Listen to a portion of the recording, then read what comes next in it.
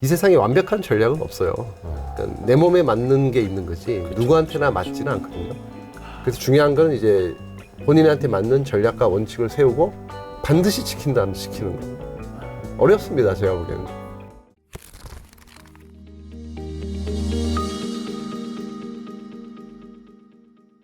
기업들이 보는 그 거버넌스 측면에서 좀 좋은 사례는 없습니까? 아, 우리가 진짜 지배 구조가 좀 안 좋았었는데 그래도 좀 시장과 소통을 하면서 시장의 얘기를 좀 듣자, 이런 식으로 바뀌는 케이스들은 없나요? 안 좋았는데 바뀌기는 조금 힘들고요. 그러니까 안 변해? 잘 하고 있는데 시장에 아무도 안 알아줘가지고 엄청 싼 기업 이런 건 좀 편하고 그건 알리기만 하면 되잖아요. 그래요? 커뮤니케이션만 강화하고 소통하고 시장에 알리기만 하면 돼요. 이렇게 잘하고 있는데 아무도 안 알아주는 그런 기업도 꽤 있거든요. 중의적인 걸 좀 담고 있지 않을까 싶은데, 잘 하는데 시장이 안 알아주는 걸 수도 있고, 잘 하는데 시장이 안 믿어주는 걸 수도 있잖아요. 못 믿겠어, 야근. 근데 팩트니까. 예를 들면 이 회사가 뭐를 하고 있는데, 네. 뭐 예를 들면 배당 같은 경우도 팩트니까. 배당도 잘 하고 있고, 뭐 사업도 잘 하고 있고, 돈도 잘 벌고 있고, 나름 친환경 제품 다 쓰고 있고, 뭔가 열심히 하고 있는데 주가는 너무 싸고 이런 경우는 쉽거든요, 오히려. 네. 그런 기업은 아마 홍보를 안 했겠죠. 그냥 홍보가 약하지 않을까. IR이나 이런 쪽이. 그런 기업은 좀 쉬운 케이스고, 말씀대로 ESG가 굉장히 안 좋은데 네. 좋아진다. 예를 들면 인성이 나쁜데 교화를 해서 착해진다. 쉬운 일은 또 아니. 일단 전과가 있는 빨간 줄이 가 네. 있는. 네, 쉬운 일은 아닌데 우리가 그러니까 변화의 조짐이 있을 만한 기업에 투자하는 게 오히려 네네. 팁을 드리면 뭐 1세, 2세로 가고 한 2세나 3세 정도로 왔어요. 네. 그러면 이제 돈이 없습니다. 사실 상속세를 낼 돈이 없어요. 아, 그렇죠. 돈이 없고 이제는 뭐 공정거래법이나 일가 몰아주기 방지법 등등이 강화돼서 편법 증여상손이 불가능합니다. 대한민국에서.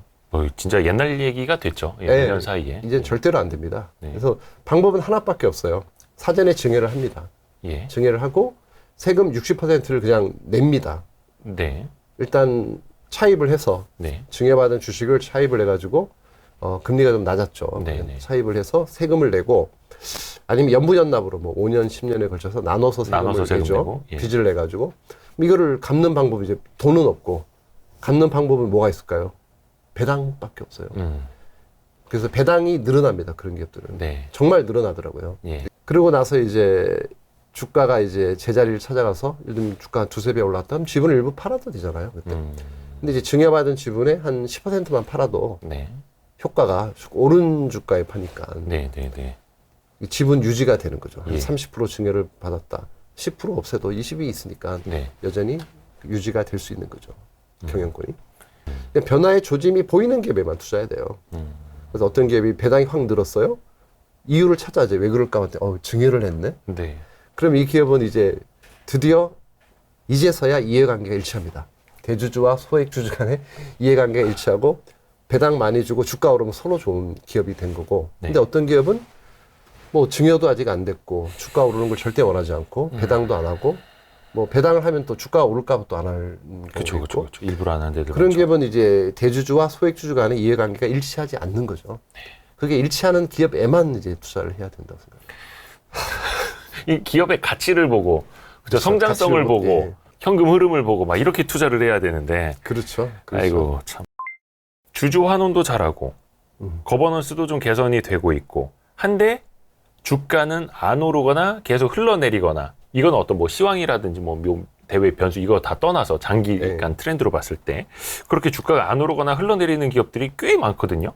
그렇겠죠. 그러니까 대표적으로 이거는 뭐 이제 특정 기업을 뭐 누구를 위해서 거론을 하는 건 아니지만, 주 SK 같은 경우에는 얼마 전에 최태원 회장님이 뭐 3프로 TV에도 나오셨었고, 뭐 기업가 정신도 네. 이야기를 하고, 주주 가치 뭐 환원 이야기도 많이 했고, ESG도 많이 강조하고 있고, 근데 주가는 안 올라요. 주가는 계속 떨어져요. 그렇죠. 이유가 뭘까, 이유가? 이거는 근데 SK만의 문제는 아닌 것 같고요. 네. 전반적인 이제 지수사 디스카운트가 시장에 좀 작동이 되고 있는 게 아닌가 네, 네. 싶은 생각이 들고요. 제가 오랜 경험을 하면서 네. 어떤 기업의 총수나 뭐 CEO가 전면에 나서서 우리 회사 주식이 쌉니다. 네. 우리 회사의 적정 가치는 지금보다 훨씬 윗니다라는 얘기를 들어본 적이 거의 없는 것 같아요. 특히 대기업 대기업일 같은 경우에는 예. 대기업 같은 경우는 네. 특히 뭐 처음 들은 것 같은데 SK는 파이낸셜 스토리를 네. 통해서 CEO분이 나오셔서 기업 가치가 최소한 지금의 몇 배는 가야 된다 이런 식으로까지 얘기를 하는 거는 정말 처음이거든요. 그거를 본 순간 이 기업은 그래도 최소한 이해관계를 일치하는구나 라는 생각이 들었어요. 네. 어쨌든 주가가 오르는 걸 원하고 있는 거잖아요. 기업이. 그렇죠. 자기네 물론 이게 원한다고 오를 건 아니지만 어쨌든 합당한 논리로 우리 회사 주식이 이러이러해서 저평가돼 있으니 이 정도는 가야 된다라고 주장을 하는 거잖아요. 네. 그리고 저희도 거기에 이제 동의를 했고 그래서 저희가 뭐 레터도 보내고 뭐 여러 가지 뭐 활동을 하긴 했었지만은 SK는 뭐 매년 또 1% 자사주를 또 사겠다고 천명을 했고 주주하는 정책도 잘하고 배당도 잘하고 저렇게 뭐 그러니까 ESG를 강화시켜서 열심히 하고 있고 해외 벤처에 투자한 것만큼 6조 이상 엄청 이제 미국의 좋은 기업에 다 성장 기업 쪽이에요. 전부 다 그쵸, 신재생, 투자도 많이 하죠. 그린 쪽이고 바이오 전부 다 이제 뭐 그런 소재, 뭐 첨단 소재라든지 이런 쪽에만 미래의 성장 산업에만 투자한 게 어마어마하거든요. 네. 그리고 자회사 주식이 거의 없다고 쳐도 PR이 10배 나오는 그런 정도의 이제 본업이. 그러니까 SK는 일반 지주회사가 아니거든요. 네네네. 그냥 지분만 갖고 있는 단순 지주회사가 아닙니다. SK는. SK는 사업 지주회사거든요. 네. 자기 사업이 있는 그렇죠. 사업 지주회사입니다. 그럼에도 불구하고 주가는 이제 참 안 올라가는데 그건 뭐 알 수가 없는 거고. 어쨌든 저평가되어 있는데 저평가되어 있는 주식이 왜 이렇게 못 갈까라고 하는 거는 역시 지주사 디스카운트가 좀 맞다고 봅니다. 근데 그 논리라는 게 있잖아요. 네. 모 회사와 자회사 다 상장이 되어 있으니 이 자회사 가치는 이미 상장이 돼서 다 반영이 되고 있어서 결국은 더블 카운팅 아니냐. 근데 제가 알기로는 의장님은 평소 그 더블 카운팅에 대해서는 잘 동의를 안 하고 계시는. 예, 같이 다 상장이 되어 있어도 그렇죠. 모기업, 지주사 같은 경우에는 자회사 가치를 더 반영을 해야 된다라고 생각을 하시는 편이시잖아요. 그렇죠. 가치가 있는 거니까요. 그게 가상의 물건도 아니고 네. 실물인데 예를 들면 제가 펀딩을 했어요. 한 10조 정도 네. 펀딩을 해서 자금을 모았습니다. 10조를. 10조를 가지고 삼성전자 한 종목을 다 샀어요. 그러고 나서 그걸 IPO 시켰어요. 네. 근데 그게 왜 4조에 거래되죠? 10조의 가치가 있는데 네. 지금이 딱 그런 형국이거든요. 그렇죠. NAV 디스카운트 레이시 지금 한 60% 역대 최고거든요. 그 순자산 가치의 한 40%밖에 못 받는. 그렇죠. 과거에 한 80% 받았죠. 2015년에는. 네. 지금 역대 최저 수준이고 실적은 역대 최고고 배당 성향 역대 최고거든요. 이건 도저히 상식적인 생각으로 이해를 할 수 없는 그런 국면에 있는 것 같아요. 저희는 아주 뭐 매력적이라고 생각하고 있고 그 더블 카운팅을 예를 하나 더 들어보면은 네. ETF는 왜 그러죠? ETF는 왜 60% 디스카운트 있는 거 안 담는 하죠? 건데. 예. 그 똑같은 거 아니에요? ETF? 뭐 삼성전자 ETF도 있을 거고 사서 상장시킨 건데 그건 왜 그러죠?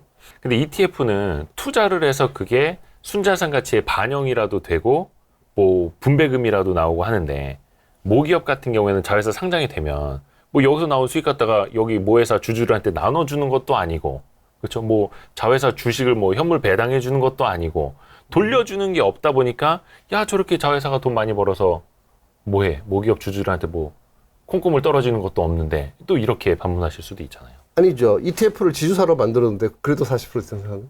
지주사라면 똑같이 그래 되겠죠. 네. 뭐 삼성물산, SK, LG를 ETF를 만드는데 그게 뭐 60% 디스카운트 되겠어요? 그냥 똑같이 그래 되겠지. 아, 뭐죠. ETF로 만약에 만들어서 거래를 그 한다면 논리는 맞지 않죠. 그거는 아무 의미가 없는 거예요. 물적 분할, 물적 분할 이슈. 예. 그 때문에 개선 많이 정책이 나오기는 디스카운트가 했습니다만 벌어졌어요. 그 때문에. 계속 자회사 떼서 상장하고 떼서 상장하고 네. 떼서 상장하고 근데 이 회사가 나중에 돈 잘 벌면 뭐 자기네 주주들에게 뭐 배당을 하거나 뭘 하겠죠. 근데 결국 이게 이어지고 이어져서 모기업 주주들, 기존 주주들에게 좋을 게 이어지지를 않다 보니까 뭔가 좀 고리가 만들어져야 되는데 그렇죠. 근데 그게 이어지지 않다라고 생각하는 게 직접 와닿지가 않으니까는 그지 완벽하게 이어져 있죠.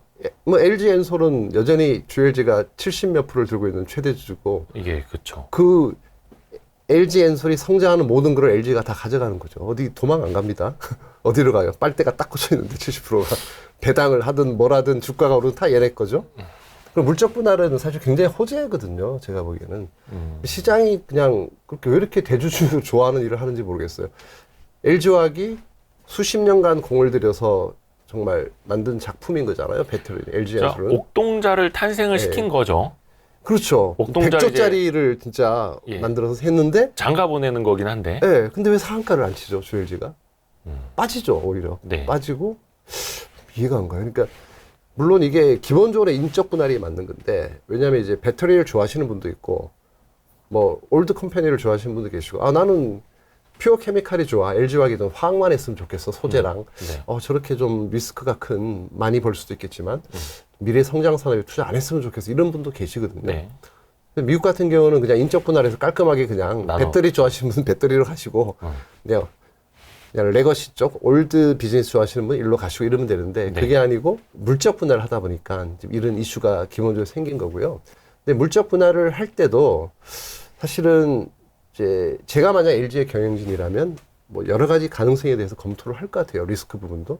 배터리가 지금은 뭐 돈을 많이 벌겠다고 얘기를 하지만 실제로 지금 캐시를 크게 만드는 건 아니고 앞으로 벌겠다는 거잖아요. 또 투자도 계속해야 되고. 예, 투자 어마어마하게 들어가고. 근데 어느 정도 이 리스크가 있는 성장 산업에 정말 기적적으로 이제 PR 30배, 40배 받고 100조 밸류에이션에 한 10몇 조를 이렇게 자금을 땡긴 거잖아요. 네.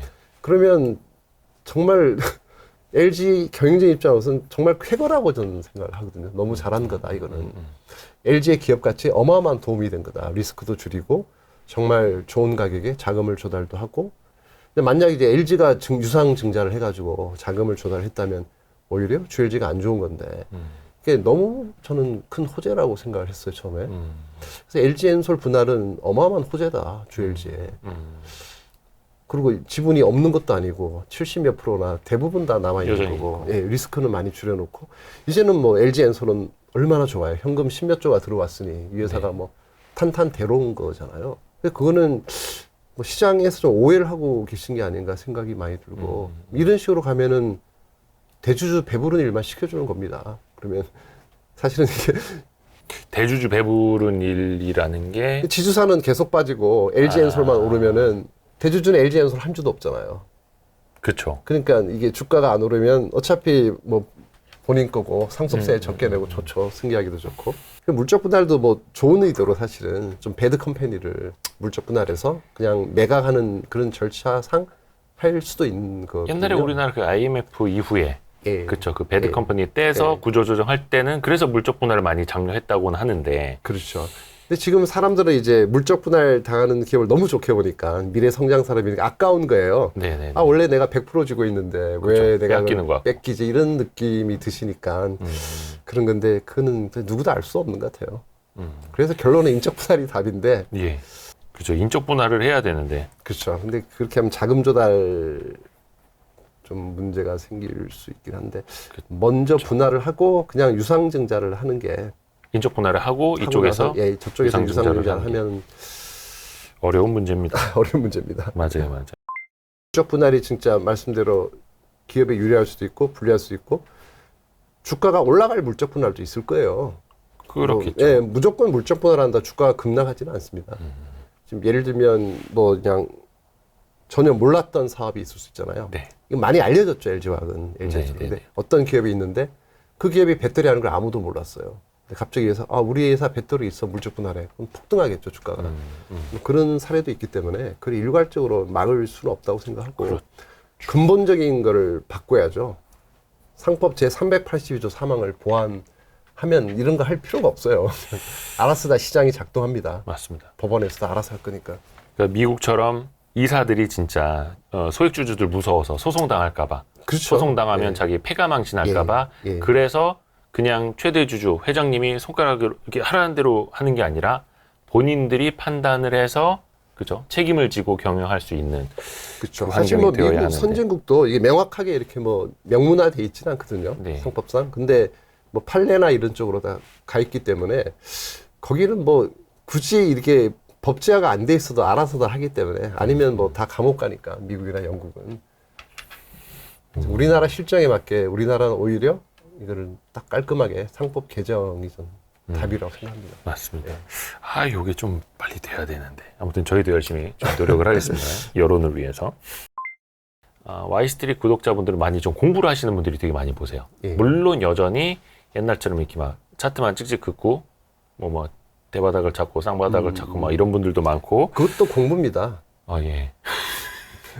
그럼요. 네, 그럼요. 공부입니다. 예. 차트 그죠. 분석도. 예. 차트 분석도 좋은 공부입니다. 참고 자료가 되죠. 근데 이제 그래도 과거보다는 기업의 가치를 분석하면서 투자하시는 분들이 굉장히 많아졌더라고요. 그런 현상을 어떻게 조금 느끼고 계시나요?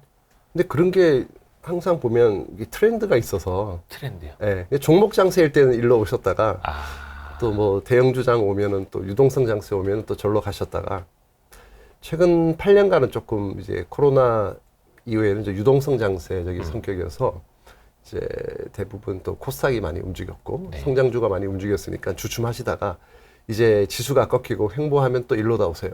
그래서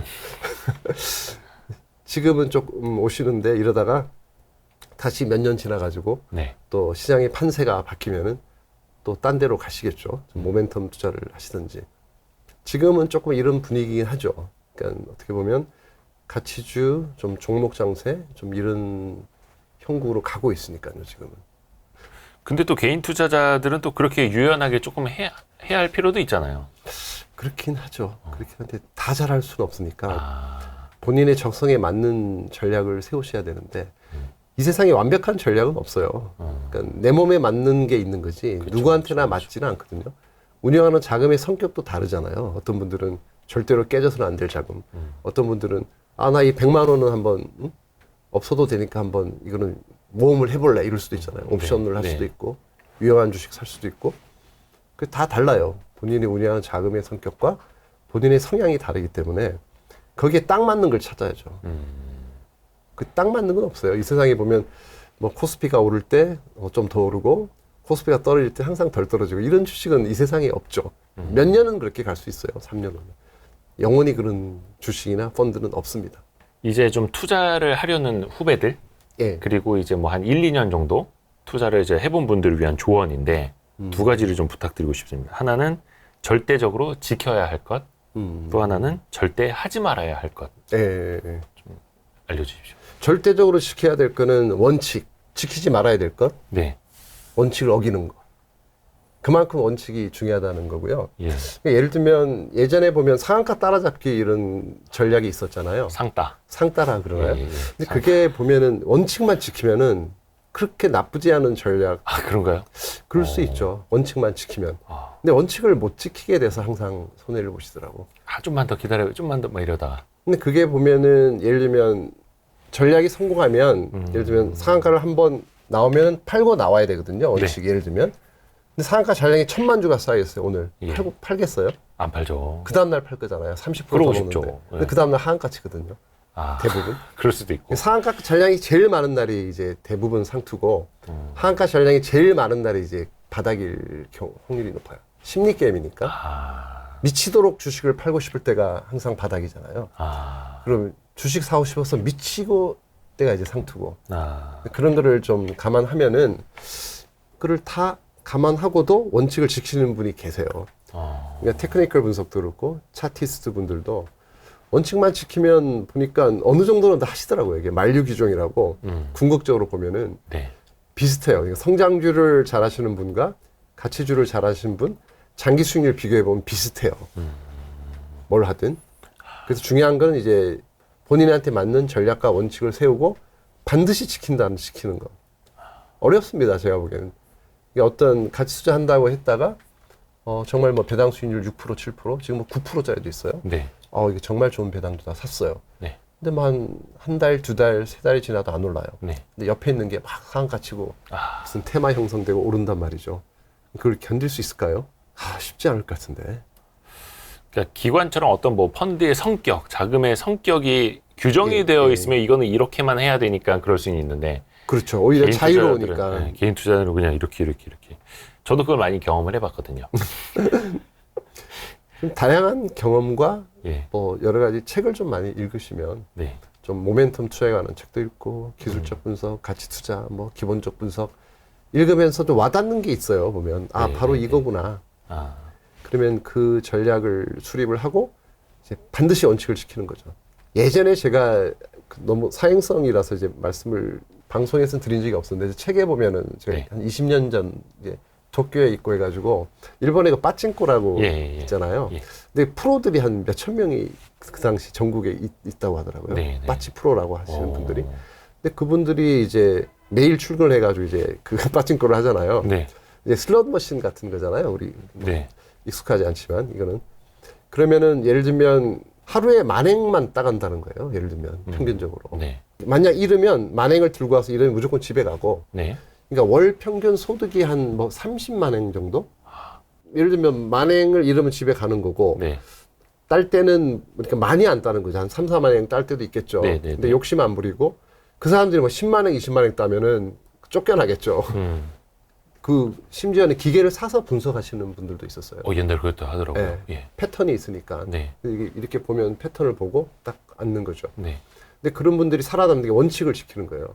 절대로 욕심 안 부리고 그냥 월 평균 소득 그 정도 한 300만 원 정도에 만족을 하고 안 깨지면서 유지를 하는 거예요. 그렇게 그런 프로들이 한 몇천 명 있다는 얘기를 들었고 그만큼 이제 원칙을 지키는 게 중요하다고 제가 말씀을 드린 겁니다. 비유가 적절했는지는 모르겠지만 아니 그런 것 같은데. 그만큼 원칙. 근데 그 원칙은 누가 세워주는 것도 아니고, 그렇죠? 예. 어디 하나로 딱 고정이 되어 있는 것도 아니고 본인이 세운 자기만의 원칙. 그렇습니다. 예. 혹시 의장님만의 원칙이 뭔지 하나 팁 좀. 저 원칙이요? 네네네. 저는 그 잃지 않는 투자니까 네. 어쨌든 최대한 이 가격에서 주가가 절대로 떨어질 것 같지 않은 기업에 투자하는 게 이제 가장 큰 원칙이죠. 그리고 내재 가치보다 이제 고평가된 주식은 절대로 투자하지 않는다. 아무리 좋은 재료 등등이 있더라도. 그거를 사실은 참는 게 더 어렵잖아요. 네, 정말 어렵죠. 쉽지가 않죠. 쉽지가 네. 않고 또 환경이 또 도와줘야 되는 거고, 그러니까 인프라가 좀 돼 있어야 되는 거죠. 어떤 예를 들면 뭐 자금의 성격도 그렇고 갑자기 자금이 1년짜리 자금이다. 그러면 장기적인 전망으로 운영을 할 수가 없잖아요. 네. 좋은 환경에서 운영을 하는 펀드 매니저가 최고의 펀드 매니저다라고 저는 생각해요. 회사에서 철학을 지켜주고 원칙을 지켜주고 네. 긴 호흡으로 평가를 하고 뭐 그런 회사가 좋은 회사겠죠. 라이프 자산 운용이요? 뭐 하여튼 라이프 자산 운용에서는 지주사, 예, 지주사 위주로 좀 많이 투자를 하고 계시는 걸로 알고 있고 해서 또 이제 우리가 갈 길은 멉니다만은 뭐 거버넌스 좀 변화를 위해서 조금씩 계속 우리가 한 걸음씩 같이 나아가야 될 것 같습니다. 이채원 의장님도 그 좋은 역할 많이 해주고 계시고 저희도 좀 힘이 닿는 대로 많이 돕도록 하겠습니다. 예, 꼭 해내야 될 것 같습니다. 진짜로. 오늘 라이프 자산 운용의 이채원 의장님과 함께했습니다. 고맙습니다. 네, 감사합니다. 고생하셨습니다. 네.